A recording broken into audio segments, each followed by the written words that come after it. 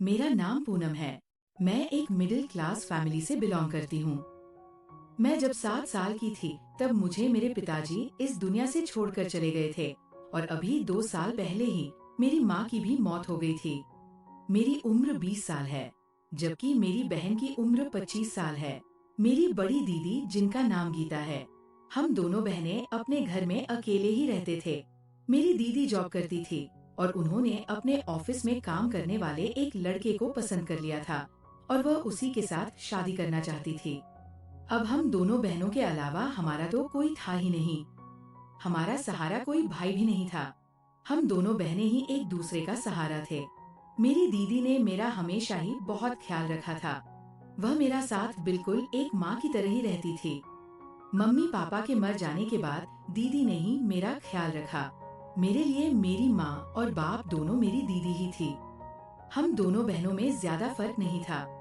मैं अपनी दीदी से ज्यादा हेल्दी थी, इसलिए मैं उनसे बड़ी लगती थी। मैंने बीए कंप्लीट करने के बाद अपनी पढ़ाई को छोड़ दिया था, क्योंकि हमें घर के काम की बहुत ज्यादा परेशानी होती थी। हम दोनों बहनें अपने घर में बहुत सफाई रखते थे। हमारा घर बहुत बड़ा था। ये हमारे पापा ने बड़ी ही मेहनत से बनवाया था। मेरे पापा जीते जी कहते थे कि ये घर मेरी दोनों बेटियों का है। जब उनकी शादी हो जाएगी तो ये घर आधा आधा मैं इन दोनों को दे दूंगा। और अब जबकि मेरे मम्मी और पापा दोनों ही इस दुनिया में नहीं हैं, तो ये घर हमारा ही हो गया है। वैसे भी घर की रौनक तो माँ बाप से ही होती है। दीदी तो सुबह ऑफिस के लिए निकलती तो रात को 8 बजे ही घर में घुसती थी। पढ़ाई पूरी होने के बाद मैंने घर में ही ठहरने का फैसला कर लिया था। मैं घर में ही रहती थी। सारा दिन अकेले रह रह कर बोर हो जाती थी, इसीलिए मैं बच्चों को ट्यूशन पढ़ाने लगी थी। इसी तरह मेरा टाइम भी पास हो जाता था और घर के भी सारे काम हो जाते थे। मेरी दीदी जिस लड़के को पसंद करती थी, वह अपने माता पिता का इकलौता बेटा था। इसके माता पिता गांव में रहते थे और वह लोग बहुत ज्यादा गरीब थे। वह यहीं शहर में रहकर अपने माता पिता को हर महीने अपनी सैलरी भेज दिया करता था। जब उसने मेरी दीदी को पसंद कर लिया, तो उसने मेरी दीदी के साथ शादी करने का फैसला कर लिया। हमें तो इस रिश्ते से कोई भी ऐतराज नहीं था, क्योंकि लड़का बहुत अच्छा था। मुझे भी बहुत अच्छा लगा था और वह मेरी दीदी से बहुत ज्यादा प्यार करता था। उसने अपने माता पिता को मेरी दीदी के बारे में सब कुछ बता दिया था और दीदी की फोटो भी सेंड कर दी थी। उसके घर वालों को मेरी दीदी बहुत पसंद आई थी और उन्होंने इस रिश्ते के लिए हाँ कर दी थी और कहा था कि जल्द से जल्द शादी करके हमारी बहू को हमारे पास भेज दो। मेरी दीदी गांव नहीं जाना चाहती थी। वैसे भी रवि जीजू तो शहर में काम करते थे। मेरी दीदी ने सोचा कि जब रवि शहर में काम करता है तो वो गांव जाकर क्या करेंगी। रवि जीजू ने अपने माता पिता से जब इस बारे में बात की तो उन्होंने कहा कि बस हमें इसी बात का डर है कि पत्नी मिल जाने के बाद तुम बदल ना जाना। हम बूढ़े माता पिता का फिर क्या होगा। मेरी दीदी ने अपने सास ससुर से बात की और उन्हें भरोसा दिलाया कि वो कभी उनसे उनका बेटा नहीं छीनेंगी। जो हक वह अपने माता पिता को पहले से ही देता आया है, शादी के बाद भी मैं भी वही हक आपको देना चाहती हूँ, क्योंकि हम दोनों बहनें भी तो बेसहारा है और बिना माता पिता की जिंदगी गुजार रहे हैं। हमसे ज्यादा माता पिता की अहमियत शायद ही है जो कोई भी समझ सकता है। रवि जीजू के माता पिता को मेरी दीदी की ये बात बहुत प्यार भरी और समझदारी भरी बातें बहुत ज्यादा पसंद आई थी। वो लोग छुट्टियों में हमारे घर पे आ गए थे और इसी तरह से रवि, जीजू और गीता दीदी की शादी हो गई। शादी ज्यादा धूमधाम से नहीं की गई थी, क्योंकि फालतू का खर्च ही होना था। ना तो रवि जीजू के ज्यादा रिश्तेदार थे और ना ही हमारा इस दुनिया में कोई था। इसीलिए हमने बहुत ही सिंपल तरीके से शादी कर ली थी। रवि जीजू के माता पिता मेरी दीदी से बहुत खुश हुए थे। रवि जीजू दीदी को अपने किराए वाले फ्लैट में लेकर चले गए थे और उनके माता पिता वापस अपने गांव लौट गए थे। एक हफ्ता मेरी दीदी वहाँ पर ही रही। उनको हमेशा मेरी फिक्र लगी रहती थी और पूरा एक हफ्ता मैंने अपनी दीदी के बगैर इस घर में बड़ी मुश्किल से गुजारा था, क्योंकि हमारा घर बहुत बड़ा था। हमारे घर में लगभग 5 कमरे थे और सारे ही कमरों के अंदर वॉशरूम और बाथरूम अटैच था। 2 मंजिल का घर था। मुझे इतने बड़े घर में दीदी के जाने के बाद बहुत डर लग रहा था। 3-4 दिन तो मेरी फ्रेंड्स मेरे साथ रहकर चली गई थी, लेकिन भला वह भी मेरे साथ मेरे घर में कब तक रह सकती थी। उसके बाद वह अपने घर के लिए चली गई। दीदी मुझसे बहुत प्यार करती थी। उन्हें मेरी बहुत फिक्र लगी रहती थी कि मैं किस तरह से अकेले घर में रह रही होंगी। और फिर मैं जॉब भी तो नहीं करती थी, दीदी ही तो जॉब करती थी। उन्हीं की कमाई से तो मेरा भी गुजर बसर हो रहा था। दीदी की शादी को एक हफ्ते से ज्यादा ही हुआ था। दीदी अपने सामान के साथ हमारे घर पर आ गई और उन्होंने कहा कि मेरा तुम्हारे बिना दिल नहीं लगता। मुझे हमेशा तुम्हारी फिक्र लगी रहती है। मैं तुम्हारे साथ यहीं पर ही रहूंगी। मैंने दीदी को बोला भी कि कहीं ऐसा ना हो कि रवि जीजू नाराज हो जाएं। दीदी ने कहा उन्हें भी तुम्हारी फिक्र थी। उन्हें जब मुझसे मिलना होगा वह यहाँ पे आ जाया करेंगे। पर मुझे ये सब कुछ ज्यादा अच्छा नहीं लगा था। लड़की का असल घर उसका ससुराल ही होता है। मेरे दिमाग में अचानक ही एक आइडिया आ गया। हमारा घर बहुत बड़ा था और हमारे घर में कमरे भी बहुत सारे खाली पड़े हुए थे। सिर्फ मैं और मेरी दीदी एक ही कमरा तो इस्तेमाल करते थे। इसीलिए मैंने अपना आइडिया अपनी दीदी को बताया था कि क्यों ना आप और जीजू हमारे ही घर पर रह लो। वैसे भी रवि जीजू कितने सालों से किराए के फ्लैट में रह रहे हैं। आप दोनों इस घर में रहोगे तो आपका किराया भी बचेगा और आप दोनों को मेरी फिक्र भी नहीं होगी। इस चीज से मुझे भी फायदा होगा। मुझसे भी यहाँ का अकेलापन बर्दाश्त नहीं हो रहा था। मुझे भी आप लोगों का साथ मिलेगा तो बहुत खुशी मिलेगी। दीदी को भी मेरा ये आइडिया बहुत पसंद आया था। फिर उन्होंने अपना आइडिया रवि जीजू को बताया। रवि जीजू ने कहा बात तो बिल्कुल ठीक है, लेकिन मैं फ्री में वहाँ पर नहीं रह सकता। मुझे अच्छा नहीं लगेगा। दीदी ने कहा आप एक बार घर पर आ जाओ, फिर साथ में बैठकर बातें करते हैं। ये कहकर दीदी ने फोन काट दिया था। जब रात के टाइम पर जीजू घर आए तो मैंने उन्हें घर में रहने के लिए तैयार कर लिया था और ये भी कहा था कि आप लोग किराए की जगह मुझे अपना समझकर अपने साथ रख लो। यही मेरे लिए बहुत है। जीजू मुझे अपनी बहन समझते थे। उन्होंने कहा मेरा इरादा तो था कि मैं तुम्हें अपने साथ फ्लैट में ही ले चलूं, लेकिन फ्लैट बहुत ज्यादा छोटा है। हम दो लोगों का गुजारा ही वहाँ पर बड़ी मुश्किल से होगा। इसलिए मैंने तुम्हें वहाँ ले जाने के लिए नहीं कहा। मैंने कहा कोई बात नहीं, अब आप लोग यहाँ पर मेरे साथ रहोगे। अब यही आपका घर है। वैसे भी ये घर मेरी दीदी और मेरे दोनों का ही तो है। जीजू बहुत अच्छे थे। वह हमारे घर में रहने के लिए तैयार हो गए। उन्होंने अपना फ्लैट खाली कर दिया और वहाँ से सामान हमारे घर में शिफ्ट हो गया। अब दीदी और जीजू सुबह को साथ जॉब करने के लिए चले जाते थे और मैं उन दोनों पति पत्नी के लिए रात का खाना तैयार कर लिया करती थी। इस तरह से दिन गुजरते चले गए। मेरी दीदी की शादी को पूरे 2 साल हो गए थे और अभी तक मेरी दीदी को कोई औलाद नहीं हो सकी थी। दीदी को भी बच्चों का बहुत शौक था। उधर जीजू को भी बच्चे बहुत अच्छे लगते थे। दीदी ने काफी सारे डॉक्टरों को भी दिखा दिया था, पर रिजल्ट कुछ भी नहीं आया था। और फिर धीरे धीरे 4 और फिर 5 साल मेरी दीदी की शादी को गुजर गए थे और अभी तक हमारे घर में बच्चों की किलकारी नहीं गूंजी थी। मैं भी अपने घर में रौनक देखना चाहती थी। बच्चों की चहल पहल, बच्चों की आवाजें उनके साथ खेलना चाहती थी। लेकिन हम सब बहुत मायूस हो चुके थे और अब तो मेरी दीदी भी हार मानने लगी थी। दीदी मेरी शादी की बहुत ज्यादा जिद किया करती थी, लेकिन मैं अभी शादी नहीं करना चाहती थी। मेरी चाहत थी कि पहले मैं अपनी दीदी के बच्चों के साथ खूब खेलूं। उसके बाद मैं शादी करके अपने ससुराल चली ही जाऊंगी। लेकिन शायद मेरी ये ख्वाहिश ही रह जानी थी। किसी ने हमें तीर्थ यात्रा पर जाने की राय दी तो किसी ने हमें घर में हवन करने के लिए कहा था और किसी ने तांत्रिक बाबा के पास जाने के लिए बोला था। मैं खुद दीदी के साथ हर जगह जाती थी क्योंकि वह भी तो अकेली होती थी। रवि जीजू तो ऑफिस चले जाते थे। मेरी दीदी ने शादी के 3 साल तक जॉब की। फिर मेरी दीदी की तबीयत खराब रहने लगी थी और फिर उनको प्रेगनेंसी भी तो नहीं रही थी। इसी वजह से जीजू ने दीदी की जॉब छुड़वा दी और उनसे कहा कि तुम घर में रहकर आराम करो।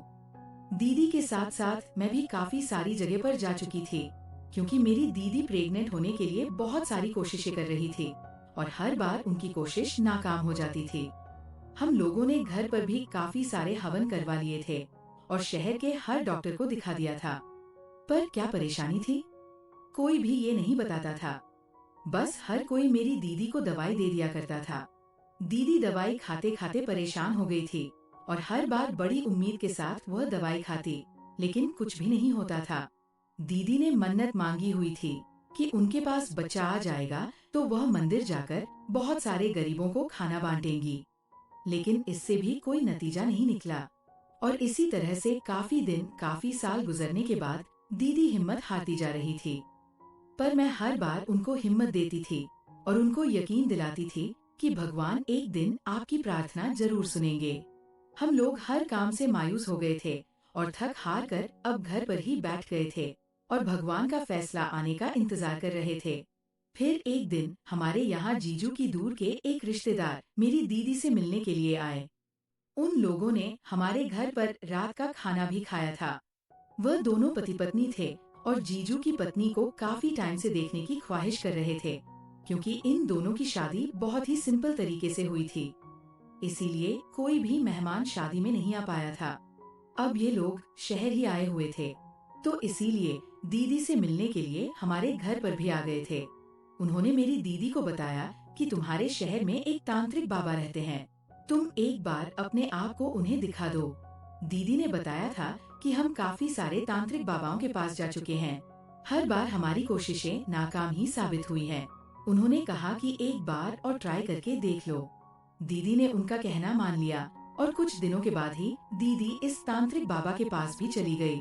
दीदी मुझे भी उस बाबा के पास अपने साथ लेकर गई थी।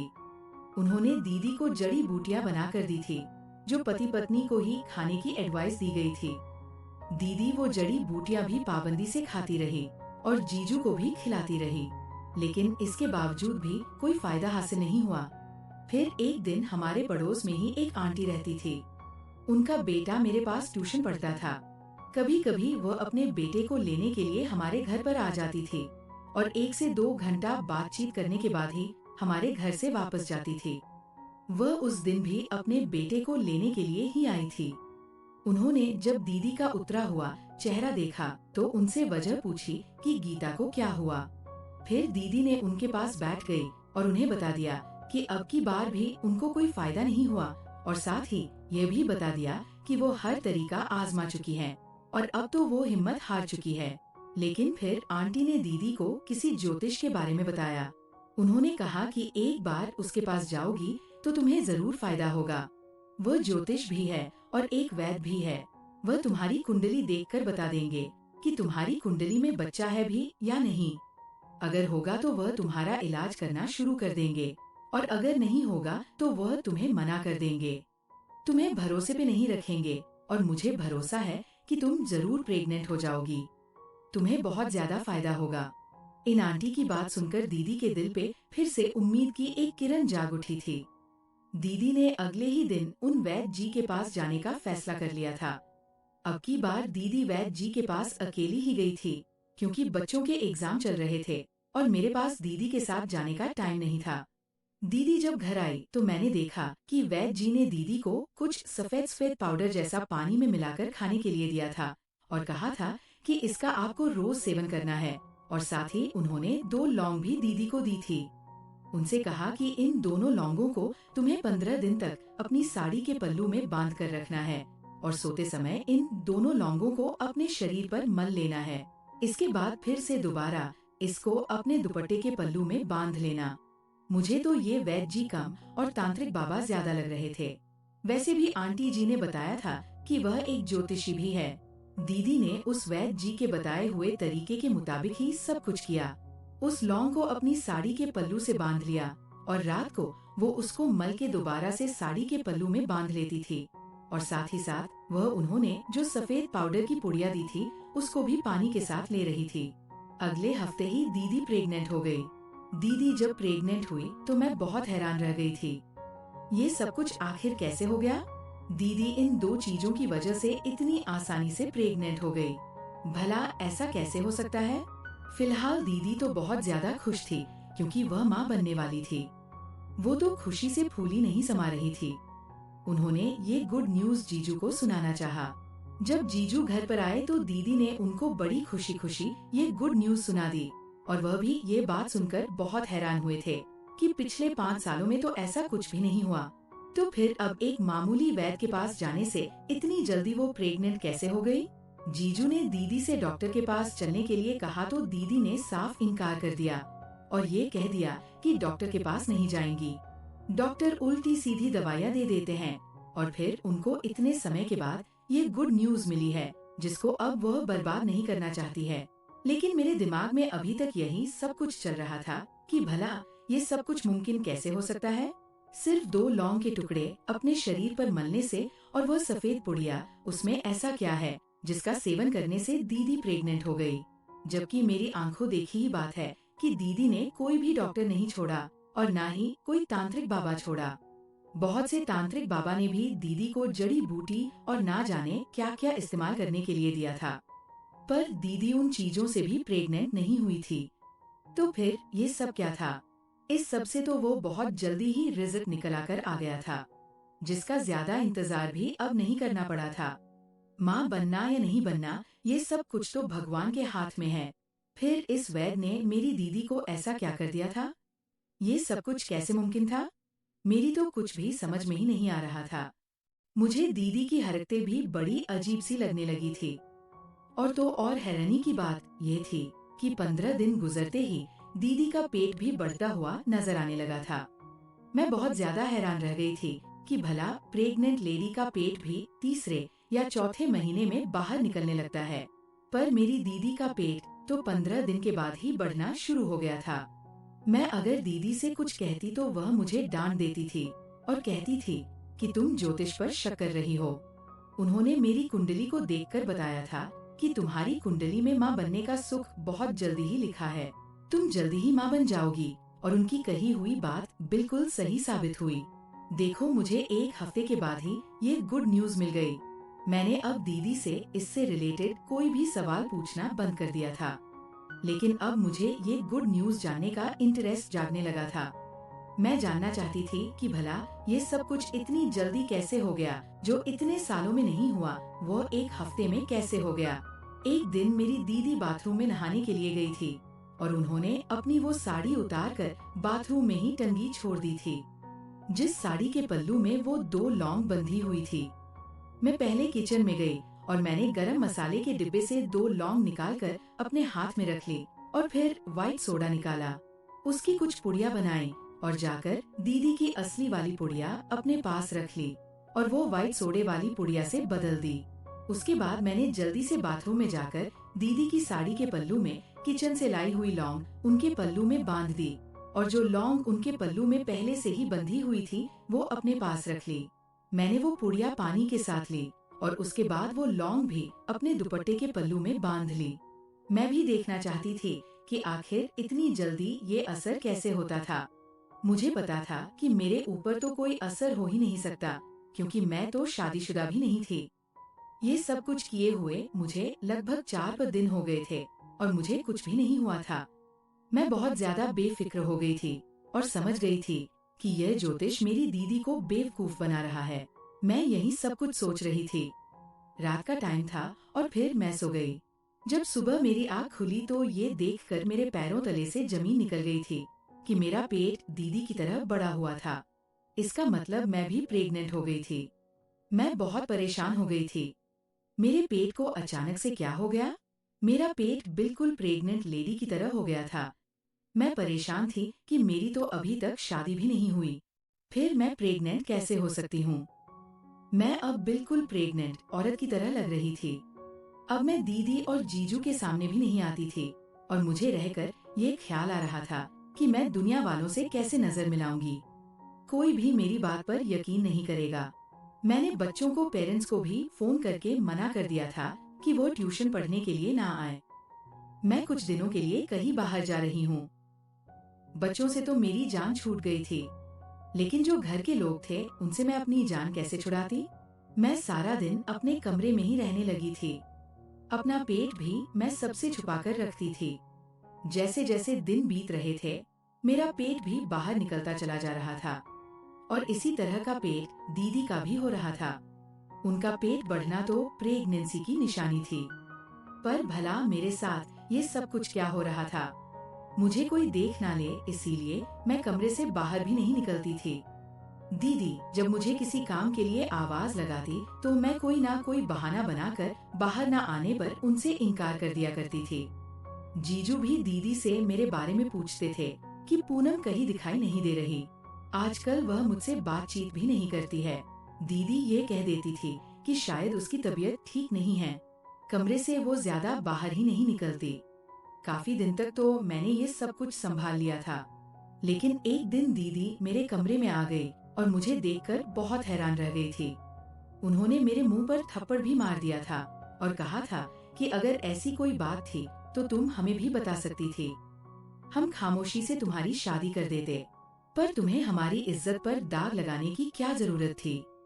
मैं बहुत ज्यादा शर्मिंदा हो रही थी और मेरी समझ में ये नहीं आ रहा था कि दीदी को मैं किस तरह से अपनी सच्चाई का यकीन दिलाऊंगी।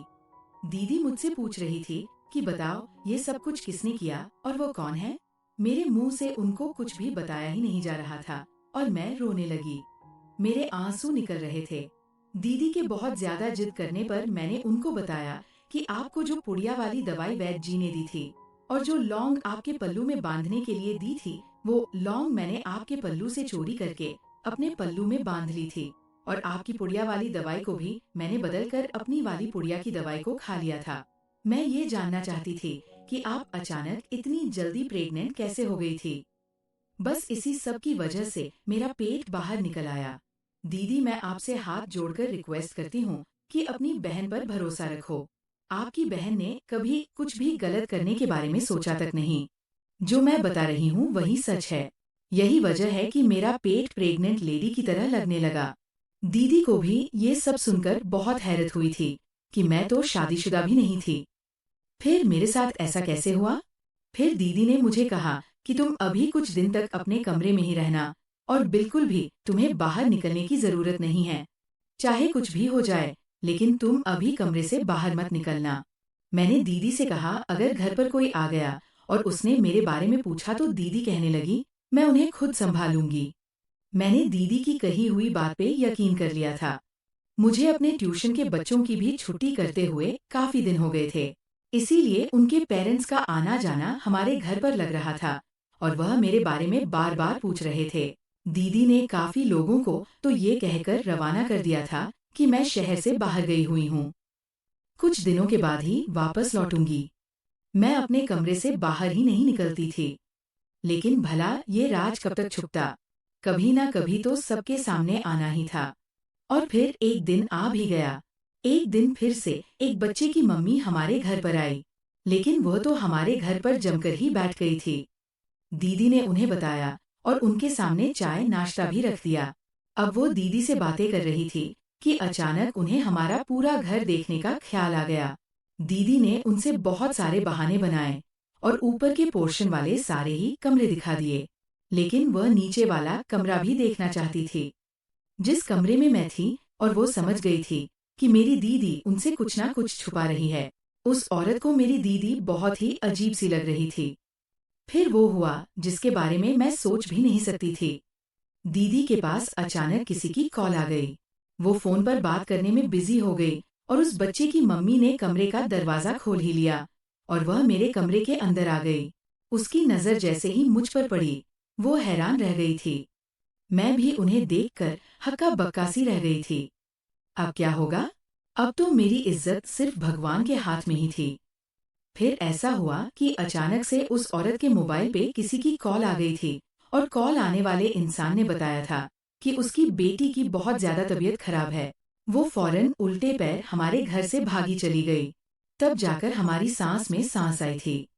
अब दीदी ने कहा कि इसका जल्द से जल्द कोई सॉल्यूशन निकालना ही होगा, वरना हम कभी किसी को मुंह दिखाने के काबिल नहीं रहेंगे। इस टाइम तो भगवान ने हमारी इज्जत को बचा लिया था, लेकिन आगे क्या होने वाला था ये तो हमें भी पता नहीं था।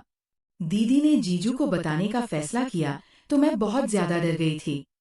मैं नहीं जानती थी कि उसको इस बारे में पता चले, क्योंकि मुझे पता था कि वह भी अपनी साली को गलत ही समझेंगे और सोचेंगे कि जरूर उनकी साली का किसी के साथ अफेयर चल रहा है और ये सब कुछ किसी लड़के का ही किया धरा है।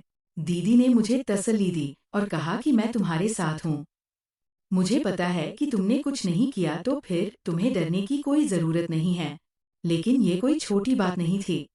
एक कुंवारी लड़की का प्रेग्नेंट होना। दीदी ने कहा कि रवि को तो बताना ही पड़ेगा। आखिर उनके अलावा हमारा कोई है भी तो नहीं। उन्हें बिना बताए इस चीज का सॉल्यूशन कैसे निकालेंगे? और फिर दीदी ने इस बारे में रवि जीजू को बता दिया था। जीजू मुझ पर बहुत ज्यादा गुस्सा हुए थे। मुझे पता था कि उनको भी दवाई वाली बात पर यकीन नहीं आएगा, और उनका भी यही कहना था कि तुम्हारी बहन ने बहुत गलत कदम उठाया है। मैं बहुत शर्मिंदा थी कि अनजाने में मैंने इतनी बड़ी गलती कैसे कर दी। दीदी ने जीजू को बहुत समझाने की कोशिश की कि जिस पर उन्होंने कहा कि तुम मुझे अपनी बहन की साइड लेकर बेवकूफ बनाने की कोशिश कर रही हो, और उन्होंने दीदी की किसी भी बात पे यकीन नहीं किया। जीजू हम दोनों बहनों से बहुत ज्यादा नाराज हो गए। अब दीदी जीजू से कहने लगे कि डॉक्टर के पास चलते हैं। जरूर हमें इस प्रॉब्लम का कोई ना कोई सॉल्यूशन उनके पास मिल ही जाएगा। लेकिन जीजू ने इस बात पे कोई भी जवाब नहीं दिया, और वो अपने कमरे में चले गए, और मैं भी अपने कमरे में चली गई थी और बहुत रोई थी। ये सब कुछ मेरे साथ क्या हो रहा है? मैं जीजू की नजरों में भी गिर गई थी। मैंने जीजू को तो अपना भाई मान लिया था, और उनको मेरी बात पे यकीन करना चाहिए था, बल्कि इस परेशानी से के वक्त में उनको तो मेरा साथ भी देना चाहिए था, पर वह तो ऐसे थे कि हम लोगों से ही नाराज हो गए थे। मैं उनसे नजरें मिलाने के काबिल नहीं रही थी। जीजू हमें जब कमरे से बाहर देखते तो दीदी पर गुस्सा करते थे, और उनसे कहते थे कि अपनी बहन को कमरे के अंदर लेकर जाओ। मुझे इसकी शक्ल भी नहीं देखनी। जब मैं घर आया करूं तो ये मेरे सामने ना आया करें। दीदी ने रात के टाइम पर जीजू से सब कुछ समझाया कि वह लड़की है, हमें उसका साथ देना चाहिए और उसकी परेशानी को दूर करना चाहिए, वरना उससे कौन शादी करेगा। फाइनली जीजू ने मुझे डॉक्टर के पास ले जाने के लिए तैयार हो गए, लेकिन जीजू ने दीदी से सख्ती से मना किया था कि दिन के टाइम पे तुमसे इसे अपने साथ घर से बाहर लेकर मत निकलना। मौका देखकर ही तुम इसे डॉक्टर के पास लेकर जाना। दीदी मुझे मौका देखकर डॉक्टर के पास ले आई थी। मैं बहुत घबरा गई थी कि अब आगे क्या होगा। मेरे साथ डॉक्टर के क्लिनिक पे काफी भीड़ थी। वहां पे हम लोग लगभग 1 घंटा बैठे रहे थे, लेकिन जब हमारा नंबर आने लगा तो डॉक्टर के चेकअप करने का टाइम खत्म हो गया था, और हमें कल फिर से दोबारा यहाँ पे आना था। हम लोग घर पे चले गए थे। हम लोग घर आए तो जीजू ने दीदी से पूछा कि क्या हुआ, डॉक्टर ने क्या बताया, जिस पर दीदी ने बताया कि डॉक्टर के चेकअप करने का टाइम खत्म हो गया था, इसीलिए हम घर को वापस आ गए, और अब हम कल फिर से जाएंगे। मेरी ये रात बड़ी ही भारी गुजरी थी, और मुझे दिन निकलने का इंतजार था। मैं सारी रात जागती रही थी। मुझे इंतजार था कि कब सुबह होगी और मेरी मुश्किलें खत्म होंगी। फिलहाल सुबह हो गई थी, और मैं लगभग 10 बजे के टाइम पर दीदी के साथ डॉक्टर के क्लिनिक पर चली गई थी। हम लोग चेकअप करवाने के लिए घर से निकल गए थे। दीदी ने अपना चेकअप नहीं करवाया था। मेरा नंबर आ गया था, और मेरी हालत बहुत बुरी हो रही थी, और मुझे पसीने भी छूट रहे थे। डॉक्टर मुझे अपने साथ चेकअप के लिए ले गई थी। मेरा चेकअप हो गया था। मुझे तो बाहर भेज दिया गया था, लेकिन डॉक्टर काफी देर के बाद बाहर आई थी, और कुछ परेशान सी लग रही थी। दीदी के पूछने पर डॉक्टर ने कोई जवाब नहीं दिया था, और कहा था कि मैं कुछ टेस्ट लिख कर दे रही हूँ। वो टेस्ट करवाने के बाद आप मेरे पास आना। टेस्ट का पर्चा लेकर मैं और दीदी लैब चले गए थे, और हमने टेस्ट करवा लिए थे। टेस्ट की रिपोर्ट हमें अगले दिन मिलने वाली थी, और अगले दिन का हमें बेसब्री से इंतजार था। हमें अगले दिन लैब से रिपोर्ट मिलनी थी। जैसे तैसे अगला दिन भी निकल चुका था। हम दोनों बेसबर से लैब रिपोर्ट्स मिलने का इंतजार करने लगे थे। दोपहर के 2 बजे मैं और दीदी लैब में चले गए थे। वहां से रिपोर्ट लेकर हम फौरन डॉक्टर के पास चले गए। डॉक्टर ने रिपोर्ट देखी और बताया कि ये प्रेग्नेंट नहीं है, सिर्फ पेट में इन्फेक्शन हो गया है, जिसकी वजह से पेट फूल गया है, और पेट के चारों हिस्सों पर फैट भी जम गया है। ये बात सुनने के बाद मैंने सुकून की सांस ली थी। मैं बहुत ज्यादा बेफिक्र हो गई थी कि चलो अच्छा है, जैसा मैंने सोचा था वैसा कुछ भी नहीं है। डॉक्टर की बात सुनने के बाद दीदी ने अपना चेकअप करवाया, क्योंकि अब दीदी को गड़बड़ महसूस होने लगी थी। जब दीदी का चेकअप हुआ और अगले दिन दीदी की भी रिपोर्ट मिली तो दीदी के पैरों तले से जमीन निकल गई थी, क्योंकि दीदी भी प्रेग्नेंट नहीं है, बल्कि उनका पेट भी मेरी तरह इन्फेक्शन की वजह से ही फूल रहा है। दीदी को भी यकीन हो चुका था कि वो वैद्य एक फ्रॉड आदमी है और लोगों को पैसों के नाम पर ठग रहा है, बल्कि अपनी दवाइयों से वो लोगों के पेट में बीमारियां पैदा कर रहा है। दीदी मेरे सामने बहुत शर्मिंदा हो गई थी। ये बात जब जीजू को पता चली तो वह भी बहुत अफसोस में चले गए थे और उन्होंने मुझ पर जितना भी गुस्सा किया था उसके लिए वह मुझसे माफी मांगने लगे। दीदी ने भी मुझसे कहा था कि मैं इतनी समझदार होने के बावजूद भी एक वैद्य ज्योतिष जैसे आदमी पे भरोसा कर बैठी। उस आदमी की उस पुड़िया वाली घटिया दवाई की वजह से ही हम दोनों बहनों के पेट में इन्फेक्शन हो गया था। इस चीज का ट्रीटमेंट तो हमारे यहाँ शुरू से ही हो गया था। वह आदमी इस तरह से ना जाने कितने लोगों को बेवकूफ बना रहा था और उनके पेट में बीमारियां पैदा कर रहा था। मेरी दीदी और जीजू ने मिलकर उस फ्रॉड वैद्य के खिलाफ पुलिस में केस दर्ज कर दिया। पुलिस ने उसको उसकी टीम को अरेस्ट कर लिया था, क्योंकि ऐसी ना जाने कितनी ही औरतें थी जो इस आदमी की घटिया दवाई का शिकार हो गई थी। मेरी दीदी ने भी ये सब कुछ सिर्फ इसीलिए किया था क्योंकि वह प्रेग्नेंट नहीं हो पा रही थी और औलाद की खातिर तो औरत सब कुछ कर गुजरने के लिए तैयार हो जाती है।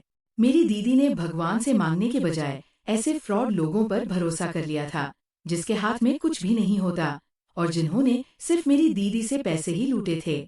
मेरी दीदी ने काफी दिनों तक भगवान से प्रार्थना की और अपनी औलाद के लिए वो बहुत रोती रही। आखिरकार भगवान ने उनकी प्रार्थना सुन ही ली थी और इस हादसे से लगभग 6 महीने के बाद मेरी दीदी प्रेग्नेंट हो गई थी और पूरे 9 महीने होने के बाद मेरी दीदी ने एक प्यारे से बेटे को जन्म दिया। मेरी दीदी और जीजू बहुत खुश थे और अपने बेटे को देखकर फूले नहीं समाते थे।